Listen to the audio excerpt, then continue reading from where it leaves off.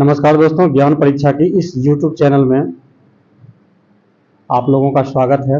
आज जो है प्रतियोगिता दर्पण मंथ मई 2024 का और महत्वपूर्ण तथ्यों का निचोड़ मैं लाया हूं, जो कि करेंट अफेयर्स से रिलेटेड है और बहुत सारे ट्रेडिशनल पॉइंट्स भी इसमें शामिल किए गए हैं। तो चलिए दोस्तों, ये सेशन जो है आज का काफ़ी महत्वपूर्ण होने वाला है, तो आप लोग जो है शुरू से अंत तक इस सेशन में बने रहें। और इस तरह का वीडियो देखने के लिए आप हमारे YouTube चैनल ज्ञान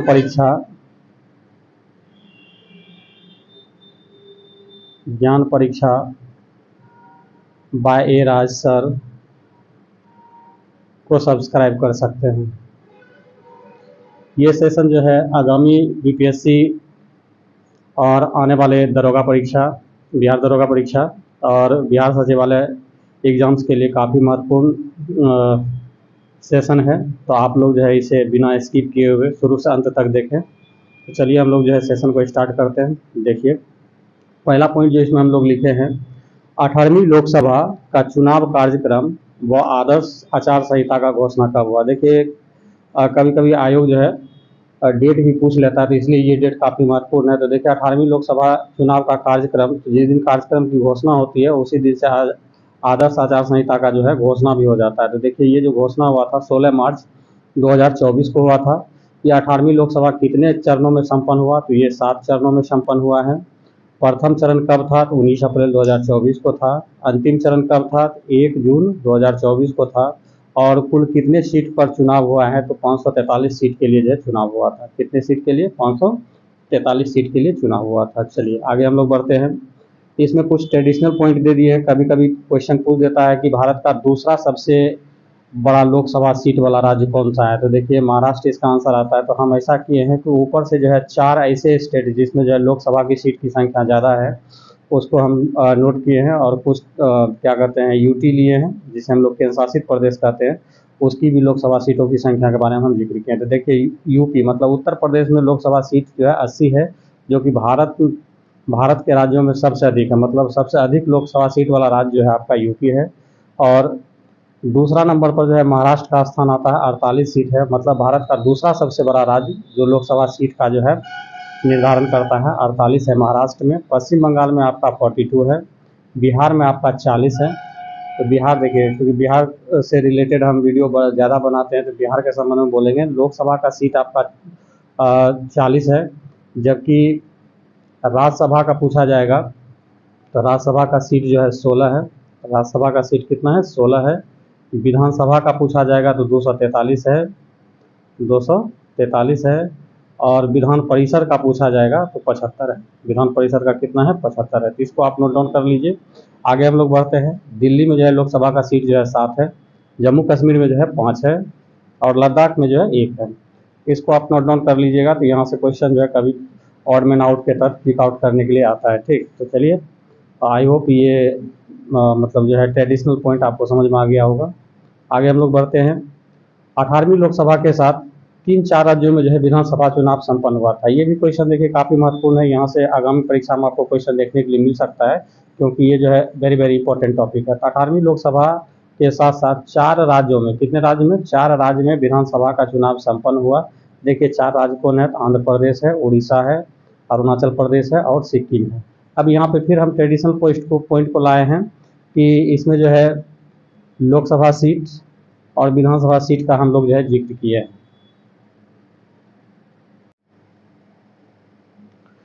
तो देखिए, इसमें जो है 4 राज्यों में जो है लोकसभा चुनाव हुआ था, तो आपको क्लियर कर दिए। आंध्र प्रदेश में हुआ है, ओडिशा में हुआ है, अरुणाचल प्रदेश में हुआ है और सिक्किम में हुआ है। तो देखिए आंध्र प्रदेश में जो है विधानसभा सीट की संख्या कितनी, 175 है, जबकि लोकसभा सीट कितना है, 25 है। ओडिशा में जो है विधानसभा का सीट जो है आपको 147 है। ये लिखने के लिए हम भूल गए हैं। विधानसभा में जो है उड़ीसा में जो है विधानसभा का सीट कितनी है, 147 है, और जबकि लोकसभा कितना है, 21 है। अरुणाचल प्रदेश में जो है विधानसभा का सीट जो है 60 है और लोकसभा का सीट 2 है। और सिक्किम में जो है ये 32 है और लोकसभा का 1 है। आपको यहाँ पे ट्रेडिशनल पॉइंट हम आपको बताते चलते हैं। जब विधानसभा की बात आती है तो विधानसभा से 2 क्वेश्चन ऐसे बनते हैं जो प्रायः पूछा जाता है। विधानसभा से कि विधानसभा में जो है अधिकतम सीटों की संख्या कितनी हो सकती है। तो देखिए मैक्सिमम जो होगा आपका सीट की संख्या, मैक्सिमम जो होगा वो आपका 500 होगा। मैक्सिमम सीट कितनी होगी? 500 होगा। और जबकि मिनिमम की बात होगी तो मिनिमम जो आपका होगा वो 60 होगा।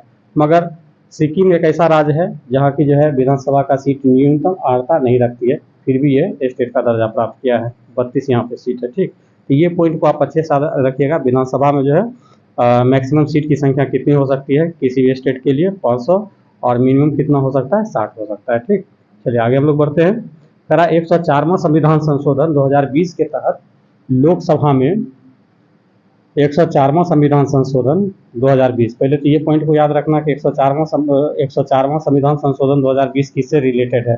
तो देखिए 104वां संविधान संशोधन 2020 जो है लोकसभा का जो है सीट 10 वर्षों के लिए जो है नियत रखने के लिए लाया गया था। तो देखिए के तहत लोकसभा में एससी का जो है 84 और एसटी का जो है 47 सीट को 10 वर्षों के लिए यथावत रखने के लिए घोषणा किया गया था। मतलब ये 2020 से 2030 तक जो है एससी का जो है 84 सीट और एसटी का जो है 47 सीट जो है लोकसभा में आरक्षित रहेगा।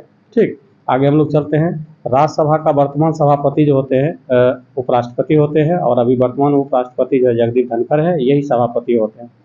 ठीक, और इसमें जो ट्रेडिशनल क्वेश्चन बनता है कि किस सदन का जो है सभापति उस सदन का सदस्य नहीं होता। तो देखिए राज्यसभा का ही जो सभापति होते हैं उस सदन का सदस्य नहीं होता है। ठीक ना, फिर भी उसकी क्या करते हैं? सभापति अध्यक्षता करते हैं। ठीक, आगे हम लोग चलते हैं।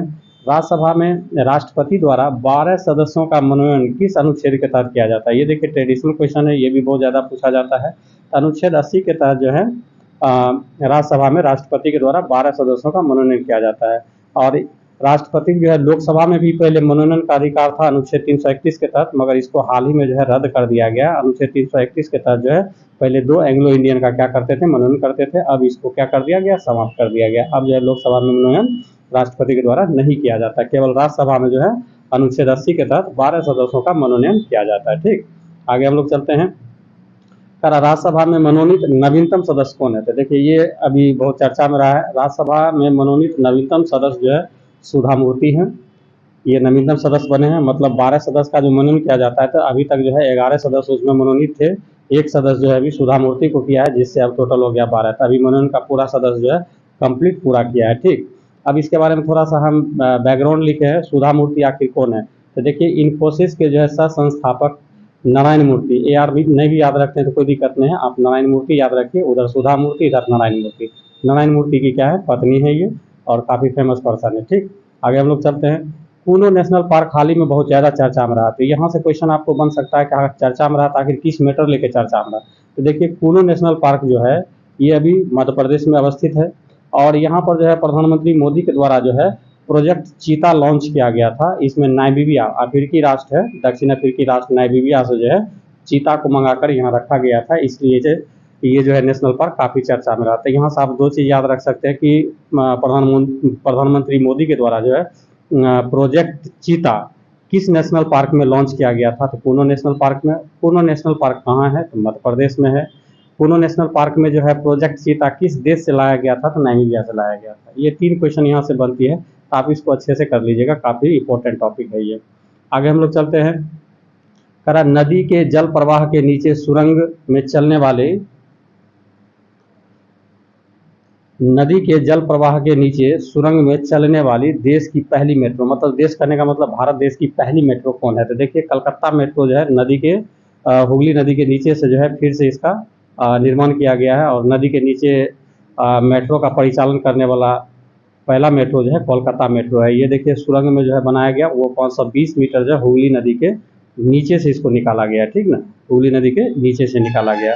अब देखिए कलकत्ता मेट्रो के संबंध में आपको कुछ ट्रेडिशनल फैक्ट बता देते हैं। देश का प्रथम मेट्रो कौन था? कलकत्ता मेट्रो था। और इसकी शुरुआत कब हुई थी? तो देखिए 24 अक्टूबर 1984 ईस्वी को हुआ था। ठीक, अभी फिलहाल जो है मेट्रो का प्रोजेक्ट बहुत सारे शहर में शुरू हो गया, जैसे अपना पटना में भी स्टार्ट हो चुका है, बेंगलुरु स्टार्ट हो चुका है, फिर मुंबई में स्टार्ट है, इंदौर में स्टार्ट है, बहुत जगह जो है मेट्रो का काम मेट्रो का परिचालन शुरू हो चुका है। ठीक, दिल्ली में है। तो चलिए आगे हम लोग चलते हैं। अगला है, देखिए ये भी क्या कहते हैं संशोधन काफ़ी ज़्यादा चर्चा में रहा था।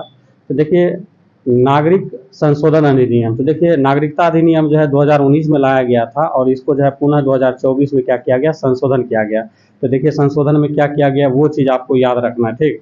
तो नागरिकता संशोधन अधिनियम, सिटीजनशिप अमेंडमेंट एक्ट, जिसको हम लोग CAA बोलते हैं, 2019 में संशोधन, पुनः संशोधन अधिसूचित हुआ है। तो देखिए कब हुआ है, 11 मार्च 2024 को हुआ है। ये जो अधिसूचित हुआ इसमें क्या कहा गया है, तो देखिए इसमें एक डेट निर्धारित किया गया है कि 31 दिसंबर 2014 को बिना दस्तावेज के साथ कोई अगर तीन देश पाकिस्तान, अफगानिस्तान और बांग्लादेश से भारत आ गया है तो उसे नागरिकता प्रदान की जाएगी, ठीक। और इसमें देखिए किसको किसको जोड़ा गया है, गैर मुस्लिम, गैर मुस्लिम मतलब क्या हो गया कि मुस्लिम को छोड़कर बाकी जो है।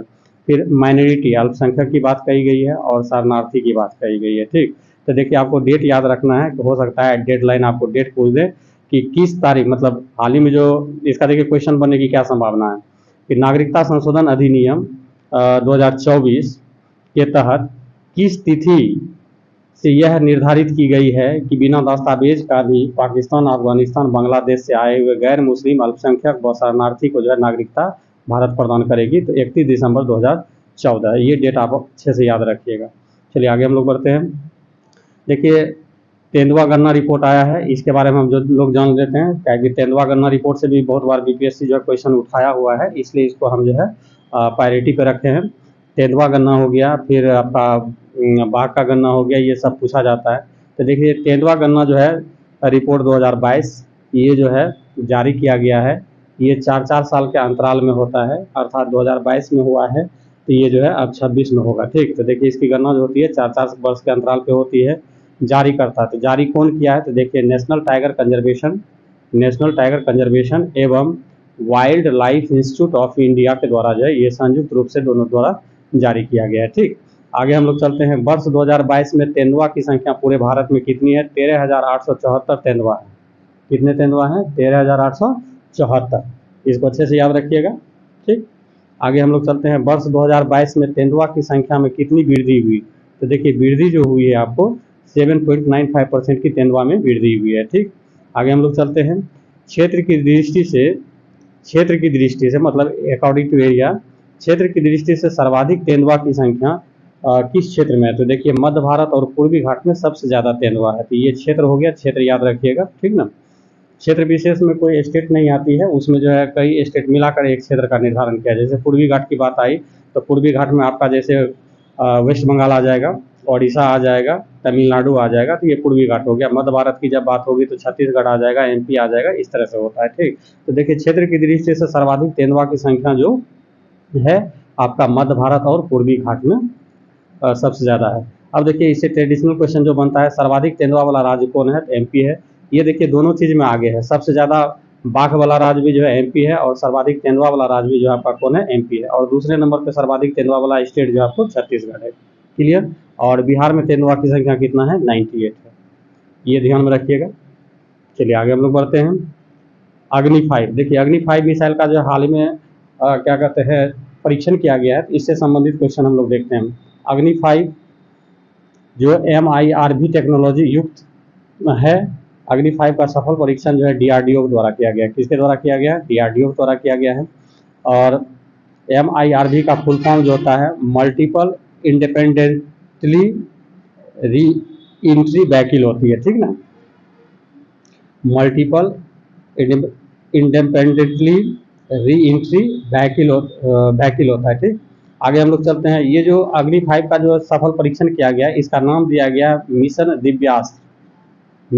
दिव्यास्त्र। याद रखिएगा कि किस मिसाइल के परीक्षण का जो है कोड नेम जो दिया गया है, मिशन दिव्यास्त्र दिया गया है, ठीक। तो ये अग्नि 5 का जो है मिसाइल परीक्षण का नाम जो है मिशन दिव्यास्त्र दिया गया, बहुत ही अच्छा है। और इसका नाम दिया गया है मिशन दिव्यास्त्र। और इसका जो परीक्षण किया गया था वो कलाम द्वीप से परीक्षण किया गया। कलाम द्वीप का पुराना नाम जो है व्हीलर द्वीप है। अब देखिए इसकी मारक क्षमता जो है 5000 किलोमीटर है। मारक क्षमता कितना है, 5000 किलोमीटर है। अर्थात भारत अगर चाहे तो भारत से बैठे बैठे पूरे चीन को लपेटा में ले सकता है, एक बार में चीन को उड़ा सकता है अग्नि 5 से, ठीक। और भारत से अगर यूरोप को टारगेट किया जाए, आधा से अधिक यूरोप भी टारगेट हो सकता है, ठीक। तो ये देखिए मिसाइल जो है काफ़ी महत्वपूर्ण है। आगे हम लोग चलते हैं। अब देखिए MIRV टेक्नोलॉजी, मतलब ये जो अग्नि 5 जो है MIRV टेक्नोलॉजी था, ये आखिर है क्या? तो देखिए ये एक ऐसी तकनीक है जिसमें एक साथ कई न्यूक्लियर वेपन, वेपन मतलब हो गया आपका अस्त्र, न्यूक्लियर वेपन को अलग अलग जगहों के लिए टारगेट किया जा सकता है, ठीक ना। एक साथ कई न्यूक्लियर वेपन को, और जैसे कि मान लेते हैं 3-4 जगह पाकिस्तान को, मतलब इस तरह बोलना नहीं चाहिए, पाकिस्तान को टारगेट करना हो या चाइना को टारगेट करना हो, जो भी देश को टारगेट करना चाहेगा वो आसानी से एक साथ जो है मतलब कई जगह टारगेट किया जा सकता है, ठीक। अब देखिए ये तकनीकी से युक्त कितने देश हैं? तो देखिए USA है, रूसिया है, रूस, चाइना है, ब्रिटेन है, फ्रांस है, और भारत जो है इस टेक्नोलॉजी से युक्त होने वाला छठा देश है। 5 देश यहाँ हो गया, छठा देश आपका इंडिया है, ठीक।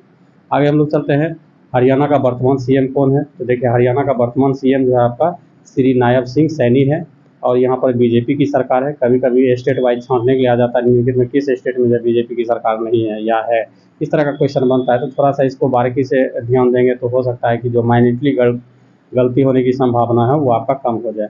अब देखिए हरियाणा का राज्यपाल कौन है? तो बंडारू दत्तात्रेय है, ठीक, इसको याद कर लीजिए। हरियाणा में विधानसभा की सीट कितनी है? 90। आगे हम लोग बढ़ते हैं, मुख्यमंत्री के पद पर रहते हुए गिरफ्तार होने वाला पहला मुख्यमंत्री कौन है? तो देखिए अरविंद केजरीवाल जो है आपका आम आदमी पार्टी का, ये जो है मुख्यमंत्री के पद पर रहते हुए गिरफ्तार होने वाला प्रथम CM है। आगे हम लोग चलते हैं, ऑपरेशन संकल्प। देखिए ये भी क्वेश्चन काफ़ी महत्वपूर्ण है। ऑपरेशन संकल्प क्या है? तो देखिए भारतीय नौसेना के INS कोलकाता के द्वारा सोमालिया का लुटेरा जो है एक जहाज को अपहरण कर लिया था, उस जहाज का नाम है MV रुएन को छुड़ाने के लिए जो है ऑपरेशन संकल्प चलाया गया था, ठीक। तो याद रखिएगा, सोमालिया के लुटेरे के द्वारा जो है MV रुएन नामक एक जहाज को छुड़ाने के लिए भारतीय नौसेना के द्वारा जो है ऑपरेशन संकल्प चलाया गया था। वेरी वेरी इंपॉर्टेंट टॉपिक है, इसको ध्यान में रखिएगा। आगे हम लोग चलते हैं, देखिए यहाँ से आपको निश्चित रूप से आगामी परीक्षा में आपको क्वेश्चन देखने के लिए मिल सकती है। कोविंद समिति का संबंध किससे है? तो देखिए कोविंद कहने का मतलब ये जो है रामनाथ कोविंद है, जो कि भारत के पूर्व राष्ट्रपति रह चुके हैं, और उसके बाद जो है बिहार के जो है पूर्व राज्यपाल भी रह चुके हैं, दोनों चीज़ है, तो ये ध्यान में रखिएगा। यहाँ से क्वेश्चन काफ़ी बनने की संभावना है। तो कोविंद समिति, तो मतलब इसका पूरा नाम है रामनाथ कोविंद समिति। इसका विषय क्या है? तो देखिए एक देश एक चुनाव है, और इसे हाल ही में मतलब सितंबर 2024 में जो है इसको कैबिनेट द्वारा जो है प्रस्ताव पारित भी कर दिया गया है। अब इसके अध्यक्ष कौन थे? तो देखिए पूर्व राष्ट्रपति श्री रामनाथ कोविंद थे। इसकी सिफारिश, तो ये समिति जो सिफारिश क्या क्या किया ये देखिए, तो ये जो है लोकसभा और सभी राज्यों के विधानसभा को एक साथ चुनाव कराने का ये जो है सिफारिश किया है। उसके बाद दूसरा सिफारिश क्या है कि सभी राज्यों के लिए पंचायत चुनाव और नगर निकाय चुनाव को एक साथ कराया जाए, मतलब ये 2 फेज में इलेक्शन कराने का बात बोला है। मतलब एक फेज में जो है लोकसभा और सभी राज्यों के लिए विधानसभा का चुनाव एक फेज में कराया जाएगा, और सभी राज्यों के लिए पंचायत चुनाव और नगर निकाय का चुनाव एक साथ कराया जाएगा, ये हो गया। उसके बाद देखिए बीच में थोड़ा सा हम सदस्य की बात कर दिए थे, तो यहाँ सदस्य देख लेते हैं। कोविंद समिति में कुल कितने सदस्य थे? तो देखिए कोविंद समिति में अध्यक्ष सहित जो है कुल 8 सदस्य थे। अध्यक्ष सहित कितने थे? 8 सदस्य थे। उसके बाद आगे हम लोग चलते हैं, तीसरा जो सिफारिश था, त्रिशंकु सदन अविश्वास प्रस्ताव की स्थिति में नए सिरे से चुनाव कराने का सिफारिश किया है। यहाँ पे इस पॉइंट को हम थोड़ा सा ज़्यादा एक्सप्लेन करते हैं। ये सिफारिश तो किया है, लेकिन हम आपको बता दें कि विधानसभा और लोकसभा का कार्यकाल जो होता है, लोकसभा का कार्यकाल 5 वर्ष होता है। कितना होता है? 5 वर्ष। अगर मान लेते हैं किसी स्टेट में अगर 2 वर्ष सरकार चली, 2 वर्ष सरकार चलने के बाद अगर सरकार गिर जाती तो वहाँ चुनाव होगी, लेकिन वह चुनाव कितने वर्ष के लिए मान्य रहेगी? 3 वर्ष के लिए ही मान्य रहेगी। मतलब हर हालत में जो है 5 साल का टेन्योर पूरा करेगा। जबकि अभी जो पुराना पद्धति था वो ये था कि किसी भी स्टेट में अगर सरकार गिर जाती है और नया चुनाव होता है, तो चुनाव होने के बाद जो पहला विधानसभा का गठन होता है, तो वह जो है गठन होने के बाद वो 5 साल फिर से चलता है, ठीक। अब वो पद्धति को इसमें ख़त्म करने की सिफारिश किया, बोला कि अगर एक देश एक चुनाव की बात कहा जा रहा है, तो निश्चित रूप से किसी भी राज्य का अगर मतलब क्या कहते हैं सरकार अगर गिरती है, वहाँ पे नए सिरे से अगर मतलब चुनाव होता है, तो जितने बचे शेष का मतलब उसका शेष काल होगा, उस शेष काल के लिए केवल चुनाव कराया जाएगा, ठीक। आगे हम लोग चलते हैं, यहाँ पे देखिए किसी भी स्थिति में मतलब चाहे त्रिशंकु सदन हो, अविश्वास प्रस्ताव हो, किसी भी स्थिति में जो है लोकसभा और विधानसभा का कार्यकाल जो है 5 वर्ष ही होना चाहिए। ठीक, ये काफ़ी महत्वपूर्ण पॉइंट था। उसके बाद संशोधन का सिफारिश किया है, अनुच्छेद 83 में संशोधन की सिफारिश किया गया है और अनुच्छेद 172 में सिफारिश किया गया। ठीक, अनुच्छेद 83 क्या है, तो देखिए अनुच्छेद 83 में जो है लोकसभा का कार्यकाल 5 वर्ष होता है, उसमें संशोधन करने की बात कहा गया है। और अनुच्छेद 172 में जो है विधानसभा का कार्यकाल 5 वर्ष के लिए होता है, तो इसमें वो सिफारिश किया गया। तो ये 2 अनुच्छेद में जो है संशोधन करने की सिफारिश की है। तो ये देखिए पॉइंट काफ़ी महत्वपूर्ण है, ये आगामी परीक्षा में यहाँ से क्वेश्चन एकदम हूबहू आने वाला है, तो इसलिए इसको बहुत ही बेहतर ढंग से और अच्छे से इसको जो है मेमोराइज कर लें। चलिए आगे हम लोग बढ़ते हैं। देखिए पुष्पक मानव रहित यान, ये इसका जिक्र हम हालांकि और आगे वीडियो में कर चुके हैं, फिर भी हम यहाँ पे जिक्र कर रहे हैं। पुष्पक जो है मानव रहित विमान क्या है, तो देखिए इसरो के द्वारा पुनः प्रायोज्य परीक्षण यान है, मतलब रीयूजेबल है ये। ठीक, का सफल परीक्षण किया गया है। इसका सफल परीक्षण जो किया गया है वैमानिकी परीक्षण रेंज, मतलब aeronautical test range Chitradurga Karnataka से किया गया। ये पॉइंट तो जरूर याद रखिएगा, अगर ये क्वेश्चन अगर यहाँ से उठाया जाता है तो बहुत ज़्यादा स्टूडेंट को कन्फ्यूज करा सकता है। ठीक, चलिए आगे हम देखते हैं। तो ये पुष्पक के बारे में हो ही गया कि पुष्पक क्या है, मानव रहित यान है और इसका सफल परीक्षण जो है इसरो के द्वारा किया गया है। ये क्या है, रीयूजेबल यान है। और उसके बाद इसका जो परीक्षण किया गया है वैमानिकी परीक्षण रेंज अर्थात aeronautical test range Chitradurga Karnataka से किया गया है। आगे हम लोग चलते हैं अगला पॉइंट पे, भारत में जीडीपी में वृद्धि का आकलन करता है। तो देखिए भारत में जीडीपी का वृद्धि का आकलन जो करता है एनएसओ के द्वारा किया जाता है, राष्ट्रीय सांख्यिकी कार्यालय के द्वारा किया जाता है। आगे हम लोग चलते हैं, भारत में राष्ट्रीय आय नेशनल इनकम, भारत में राष्ट्रीय आय का आकलन कौन करता है, इसका भी आकलन कौन करता है, एनएसओ ही करता है। ठीक, आगे हम लोग चलते हैं, भारतीय अर्थव्यवस्था में योगदान। तो देखिए भारतीय अर्थव्यवस्था में योगदान, अभी ये लेटेस्ट डाटा है, इसको ध्यान में रखिएगा। प्राथमिक क्षेत्र अर्थात कृषि से जो है 20.2% का योगदान है। द्वितीयक जो कि विनिर्माण उद्योग गैस ये सब आता है, इससे जो है 25.6% है। और तृतीयक जो सेवा सेक्टर से आता है उस पर 54.2% है। क्लियर, आगे हम लोग चलते हैं, व्यापार एवं आर्थिक भागीदारी। देखिए ये वेरी वेरी इंपॉर्टेंट है और यहाँ से ये हम पूरे कॉन्फिडेंस के साथ कह सकते हैं कि आगामी परीक्षा में यहाँ से भी क्वेश्चन आपको देखने के लिए आ सकता है, क्योंकि इस तरह का ट्रेड बेस्ड क्वेश्चन जो है बीपीएससी कई बार पूछ चुकी है। तो देखिए व्यापार एवं आर्थिक भागीदारी समझौता टेपा, तो इसको याद रखिएगा, व्यापार एवं आर्थिक भागीदारी समझौता टेपा यह किसके बीच हुआ है, तो भारत और यूरोपीय मुक्त व्यापार संघ के बीच हुआ है। ठीक, मतलब भारत और एफ्टा के बीच हुआ है, भारत और एफ्टा के बीच हुआ है। एफ्टा क्या है, तो देखिए यूरोपियन फ्री ट्रेड एसोसिएशन है। इसमें कितने सदस्य हैं, 4 सदस्य हैं, नॉर्वे है, आइसलैंड है, लिechtenstein है, स्विट्जरलैंड है। क्लियर, तो ये देखिए आप याद रखिएगा टेपा के बारे में कि टेपा जो समझौता हुआ है किसके बीच हुआ है, तो भारत और यूरोपीय मुक्त व्यापार संघ के बीच हुआ है। अब यहाँ पे दोनों का हम फुल फॉर्म लिख दिए हैं। एफ्टा का फुल फॉर्म तो बता ही दिए कि यूरोपियन फ्री ट्रेड एसोसिएशन है, इसमें कुल 4 सदस्य हैं। और टेपा का फुल फॉर्म बता देते हैं, trade and economic partnership agreement है। तो ये किसके बीच हुआ है, भारत और इफ्टा के बीच हुआ है, भारत और इफ्टा के बीच हुआ है। ये ध्यान रखिएगा, यहाँ से क्वेश्चन एकदम हूबहू आपको परीक्षा में देखने के लिए मिलेगा। आगे हम लोग चलते हैं, 29 फरवरी 2024 तक 2000 के नोटों का वापसी कितना हुआ। तो देखिए हाल ही में जो आरबीआई के द्वारा जो है 2000 के नोटों को जो है मार्केट में परिचालन से क्या कर दिया था, बंद कर दिया गया। तो ये देखिए 29 फरवरी 2024 तक जो है 2000 के नोटों की वापसी जो हुई है 97.62% हुई है। ठीक, इस डाटा को अच्छे से याद रखिएगा। अगला है IBCA क्या है, तो देखिए इंटरनेशनल बिग कैट अलायंस है।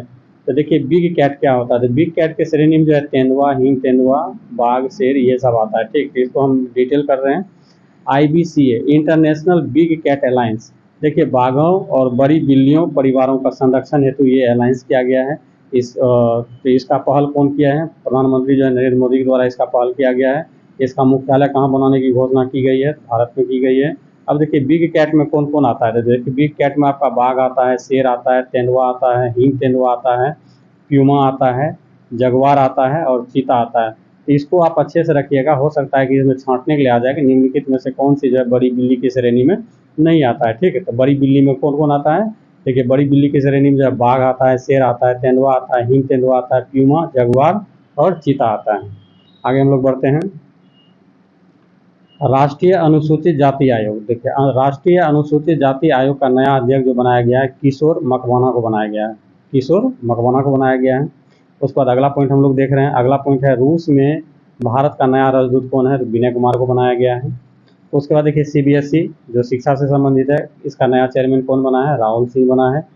अगला है प्रसार भारती बोर्ड का अध्यक्ष कौन बना है, नवनीत सहगल बना है, इसको भी आप ध्यान में रखिएगा। अगला है भारतीय बैंक संघ का अध्यक्ष, आईबीए का जो है भारतीय बैंक संघ का अध्यक्ष जो है एमबी राव को बनाया गया है। ये क्वेश्चन काफ़ी इंपॉर्टेंट है, इसको भी ध्यान में रखिएगा। अगला है वर्ष 2023 की विश्व सुंदरी किसे घोषित किया गया, तो वर्ष 2023 का विश्व सुंदरी जो है क्रिस्टीना पिस्कोवा को किया गया। क्रिस्टीना पिस्कोवा का, ये कहाँ की है, चेक गणराज्य की है। तो देखिए इसमें देश भी पूछा जाता है, इसलिए देश को भी ध्यान में रखिएगा।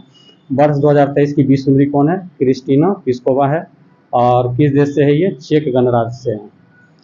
तो देखिए यहाँ पे हम जो है ट्रेडिशनल बेस्ड क्वेश्चन ले लिए कि भारत से अब तक कितनी विश्व सुंदरी चुनी गई। तो देखिए भारत की प्रथम विश्व सुंदरी जो चुनी गई थी रीता फारिया थी, ये 1966 में चुनी गई थी। दूसरी विश्व सुंदरी 1994 में ऐश्वर्या राय चुनी गई थी।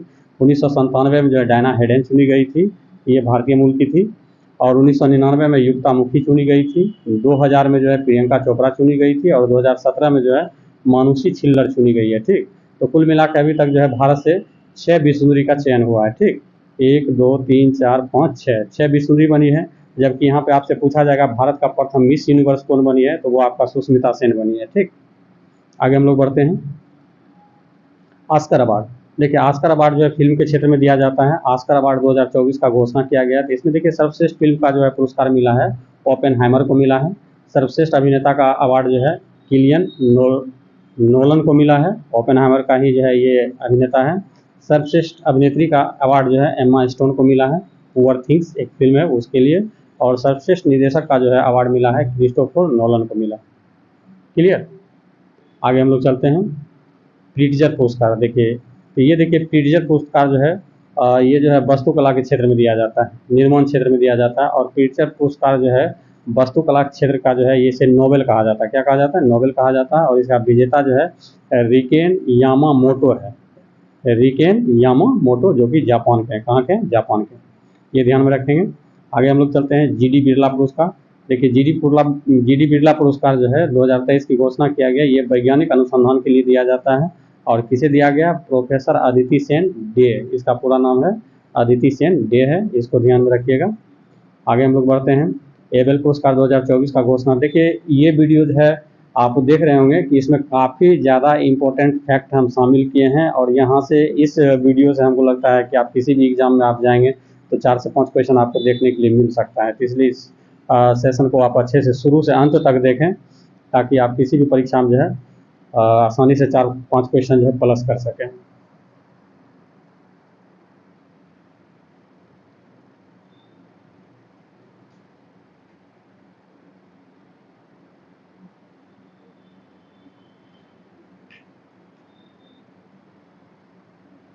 तो चलिए आगे हम लोग बढ़ते हैं।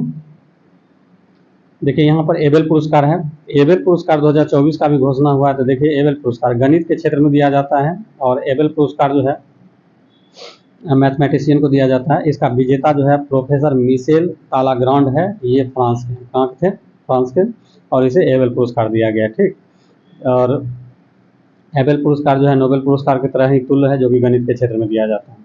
अगला हम लोग चलते हैं। देखिए जफर आगा जाने माने पत्रकार व कांग्रेस के समाचार पत्र नेशनल हेराल्ड के संपादक थे, जिसका हाल ही में क्या हुआ है, निधन हुआ है। हाल ही में क्या हुआ है, निधन हुआ है। तो ये आप ध्यान में रखिएगा। जफर आगा का संबंध किससे है, ये जो है पत्रकारिता के क्षेत्र में थे, और कांग्रेस के समाचार पत्र नेशनल हेराल्ड के क्या रहे हैं, संपादक भी रहे हैं। ठीक, आगे हम लोग बढ़ते हैं। पुस्तक, यहाँ पर देखिए कुछ इंपॉर्टेंट पुस्तक को हम लिए हैं। यहाँ से क्वेश्चन आपको अमिताभ घोष का विशेष रूप से काफ़ी इंपॉर्टेंट है, और एस जयशंकर का काफ़ी इंपॉर्टेंट है, ये थोड़ा सा ध्यान में रखिएगा। पुस्तक स्मॉक एंड एसेस, पुस्तक स्मॉक एंड एसेस के लेखक कौन है, अमिताभ घोष हैं। अमिताभ घोष वही हैं जो व्हाइट टाइगर लिखे थे, जिसके लिए उसे मान बुकर पुरस्कार मिला है। ठीक, उसके बाद why Bharat matters, why Bharat matters के लेखक कौन है, एस जयशंकर, जो कि अभी भारत के विदेश मंत्री हैं। उसके बाद द एनिमी पुस्तक के लेखक जो है सारा है, साटा नहीं पढ़ना है, सारा एडम्स हैं। कौन? सारा एडम्स। आगे हम लोग चलते हैं। विश्व व्यापार संगठन का मंत्री स्तरीय सम्मेलन, विश्व व्यापार संगठन जिसे हम लोग WTO बोलते हैं, और WTO का स्थापना आप लोग को पता है कि आपको 1995 में हुआ है, और ये जो है गैट से बना था। आगे हम लोग बढ़ते हैं इसमें। तो विश्व व्यापार संगठन का मंत्रिमंडलीय सम्मेलन का आयोजन कहाँ हुआ है? अबू धाबी में हुआ है। अबू धाबी कहाँ है? देखिए, संयुक्त अरब अमीरात की राजधानी अबू धाबी। उसके बाद देखिए, ये काफ़ी वेरी इंपॉर्टेंट क्वेश्चन है। ऑपरेशन इंद्रावती क्या है? तो देखिए, ऑपरेशन इंद्रावती जो है हैती एक देश है से फंसे भारतीय को निकालने के लिए जो है ऑपरेशन इंद्रावती चलाया गया था। ठीक, तो यहाँ पे हैती याद रखिएगा। ऑपरेशन इंद्रावती जो है हैती में फंसे भारतीय को निकालने के लिए चलाया गया था। अगला क्वेश्चन है, संयुक्त सैन्य अभ्यास सी डिफेंडर्स, संयुक्त सैन्य अभ्यास सी डिफेंडर्स किसके बीच हुआ है? तो भारत और अमेरिका के बीच हुआ है, और ये तट रक्षा बलों के साथ किया गया है। ठीक, अगला हम लोग चलते हैं, सैन्य अभ्यास लामितीय। देखिए, ये क्वेश्चन काफ़ी इंपॉर्टेंट है। BPSC का एक ट्रेंड रहा है कि अगर किसी के साथ अगर पहली बार सैन्य अभ्यास करता है तो उससे जो है क्वेश्चन वो ज़्यादा प्रबल होता है उठाने का। ठीक, तो देखिए, ये लामितीय जो है ये पहला सैन्य प्रशिक्षण है भारत और सेशल्स के बीच। तो ये आप यहाँ से क्या कहते हैं, अच्छे से इसको ध्यान में रखिए, यहाँ से आपको क्वेश्चन उठने की संभावना बन सकती है। तो सैन्य अभ्यास लामितीय 2024 किसके बीच हुआ है? भारत और सेशल्स के बीच हुआ है, और ये सैन्य प्रशिक्षण अभ्यास है। आगे हम लोग चलते हैं, शिव शक्ति स्थल। देखिए, ये काफ़ी इंपॉर्टेंट है, शिव शक्ति स्थल। तो देखिए, भारत का जो है चंद्रयान-3 मिशन में विक्रम लैंडर चंद्रमा की जिस जगह पे उतरा था उस जगह का नाम जो है शिव शक्ति स्थल रखा गया है।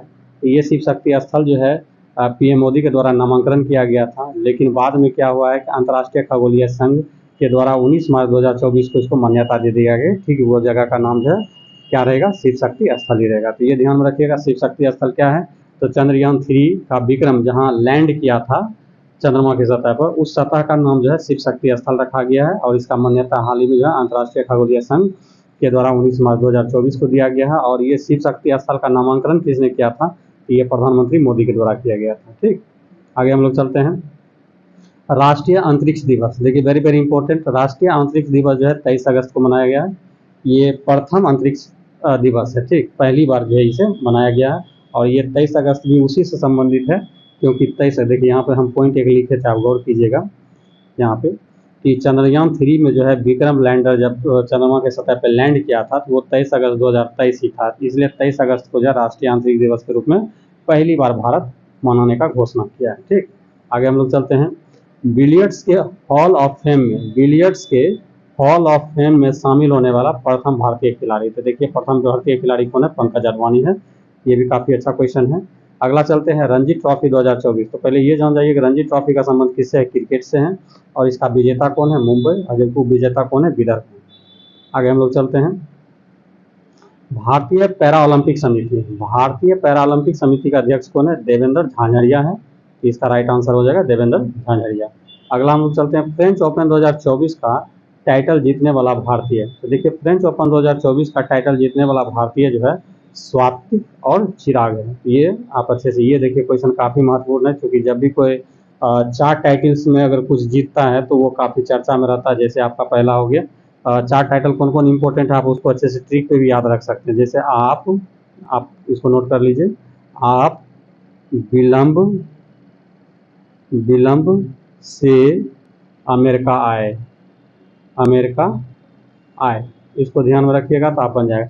आ से हो गया आपका ऑस्ट्रेलियन ओपन, पी से हो गया फ्रेंच ओपन, विलंब से हो गया विंबलडन ओपन, और लास्ट में देखिए से का कोई मतलब नहीं है, अमेरिका से मतलब हो गया अमेरिकन ओपन। तो मतलब देखिए, अगर आपसे पूछा जाएगा कि ग्रैंड स्लैम जो होता है, 4 महत्वपूर्ण ग्रैंड स्लैम होता है, उसमें सबसे पहला ग्रैंड स्लैम कौन होता है? तो ऑस्ट्रेलियन ओपन होता है, और सबसे अंतिम कौन होता है? अमेरिकन ओपन होता है। ठीक, तो ये 4 अगर ग्रैंड स्लैम में अगर कोई भारतीय अगर कुछ बेहतर क्या कहते हैं करता है तो उससे क्वेश्चन बहुत ही ज़्यादा इंपॉर्टेंट माना जाता है। ठीक, तो देखिए यहाँ पे आपका फ्रेंच ओपन 2024 का टाइटल जीतने वाला भारतीय जो है स्वातिक और चिराग है। ये आप अच्छे से ध्यान में रखिएगा। अब आगे चलते हैं, भारत शक्ति क्या है? तो देखिए, भारत शक्ति जो है भारतीय तीनों सेनाओं के द्वारा जो है ताकत का प्रदर्शन था। भारतीय तीनों सेना मतलब हो गया वायुसेना, नौसेना और थल सेना के द्वारा जो है स्वदेशी हथियारों का ताकत प्रदर्शन था। ये कहाँ हुआ है? जैसलमेर पोखरान में हुआ है। ठीक, आगे हम लोग चलते हैं, अहमदनगर का नया नाम क्या रखा गया है? तो देखिए अहमदनगर का नया नाम जो है अहिल्यानगर रखा गया है। आगे हम लोग चलते हैं, देखिए ये वेरी वेरी इंपॉर्टेंट है अगला टॉपिक। रीसा क्या है? तो देखिए रीसा जो है हाथ से बुने हुए एक कपड़ा है और इसे हाल ही में क्या हुआ है, जीआई टैग प्रदान किया गया। और रीसा का संबंध किस स्टेट से है? तो त्रिपुरा से है। आगे हम लोग बढ़ते हैं, iris very very important, iris very very important है। आइरिस क्या है? तो देखिए भारत का प्रथम आर्टिफिशियल इंटेलिजेंस टीचर है, ठीक। और ये कहाँ पे लॉन्च किया गया है? तो तिरुवनंतपुरम केरल में किया गया था। आइरिस के बारे में याद रखिएगा, ये क्या है? भारत का प्रथम आर्टिफिशियल इंटेलिजेंस टीचर है। कहाँ लॉन्च हुआ है? तिरुवनंतपुरम केरल में हुआ है। अगला हम लोग चलते हैं, अंतर्राष्ट्रीय महिला न्यायाधीश दिवस। देखिए ये भी नया है। अंतर्राष्ट्रीय महिला न्यायाधीश दिवस कब मनाया गया है? 10 मार्च को, जबकि अंतर्राष्ट्रीय महिला दिवस मनाया जाता है 8 मार्च को। ध्यान रखिएगा, अंतर्राष्ट्रीय महिला न्यायाधीश दिवस है ये 10 मार्च को, और अंतर्राष्ट्रीय महिला दिवस जो है 8 मार्च को मनाया जाता है। आगे हम लोग चलते हैं, ये भी काफ़ी इंपॉर्टेंट टॉपिक है। हम बार बार कह रहे हैं कि ये सेशन में जो है बहुत ही इंपॉर्टेंट फैक्ट्स को लाया गया है, इसलिए आप जो है इसे शुरू से अंत तक हो सके तो आप इसे कॉपी पे नोट डाउन कर लें, छोटे छोटे मतलब नोट्स बना के, और उसको बार बार रिवीजन करेंगे तो यहाँ से बहुत सारे क्वेश्चन आपको परीक्षा में जो है मिलेंगे और अच्छे से आप स्कोर कर पाएंगे। तो नाटो का जो है देखिए 32वां सदस्य कौन बना है? स्वीडन बना है, और नाटो का हेडक्वार्टर जो है ब्रुसेल्स बेल्जियम में है। अगला क्वेश्चन हम लोग चलते हैं, ये भी काफ़ी इंपॉर्टेंट है, गर्भपात। गर्भपात मतलब मिसकैरेज।